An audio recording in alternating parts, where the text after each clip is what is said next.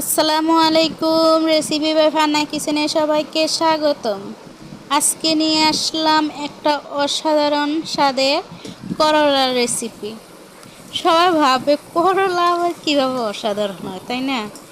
একবার হলে যদি এভাবে তৈরি করেন তাহলে আপনারাও বুঝবেন আসলে কীভাবে অসাধারণ হয়।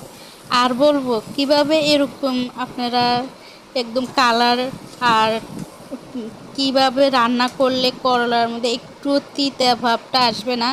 আজকে আপনারা আমার সাথে যদি ফুল রেসিপি খেতে থাকেন তাহলে একে একে সব কিছু বলবো। আর দেখুন মাশাল্লাহ কালারটা কীরকম অস্থির আসছে। তো কথা না বাড়িয়ে মূল রেসিপিতে চলে যাচ্ছি। প্রথমে একটা কড়াইতে আমি দিয়ে দিলাম পর্যাপ্ত পরিমাণে তেল আর দিয়ে দিলাম কিছুটা পেঁয়াজ কুচি। আর আপনারা হয়তো খেয়াল করতেছেন পেঁয়াজটা দেওয়ার সাথে সাথে কিন্তু অনেকগুলো ফেনা হয়ে গেছে। আসলে আমি সরিষার তেল দিয়ে করতেছি, আপনারা আপনার সাদা তেল দিয়ে করে নিতে পারেন। তো পেঁয়াজটা দেওয়ার পর আমি কিন্তু এখানে 8 থেকে 9টার মতো কাঁচামরিচ দিয়ে দিয়েছি মধ্যখান থেকে ফালি করে। আমি এখানে ভাঙি দিই নাই, একটু ফালি করে দিচ্ছি, কেননা এখানে জালটা বের হতে হবে। আর দিয়ে দিছিলাম 1 চা চামচের মতো রসুন বাটা। তো ওইটা দিয়ে ভালো করে একটু ভেজে নিয়েছি। যখন সবগুলো একটু ভাজা ভাজা হয়েছে এই পর্যায়ে আমি কিন্তু দিয়ে দিলাম ওই যে আলু কুচিটা।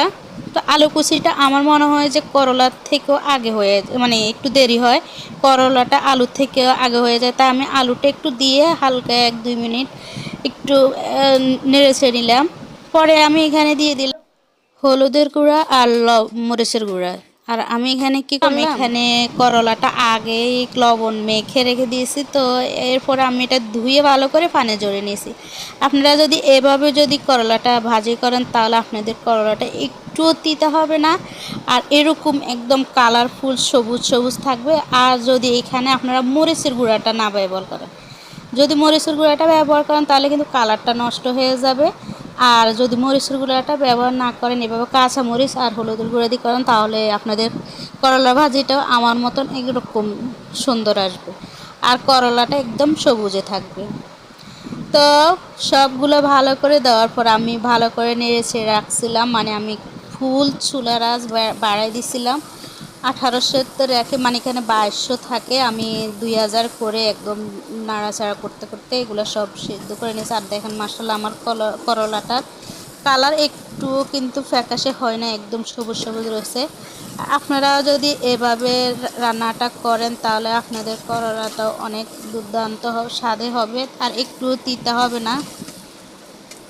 তো আমার ইউটিউব চ্যানেল থেকে যারা দেখতেছেন অবশ্যই অবশ্যই চ্যানেলটা সাবস্ক্রাইব করুন, আর ফেসবুক থেকে যারা দেখতেছেন ফেসবুকটা ফলো করে দিবেন, আর লাইক আর কমেন্ট করতে ভুলবেন না। আজ এই পর্যন্ত, আসসালামু আলাইকুম।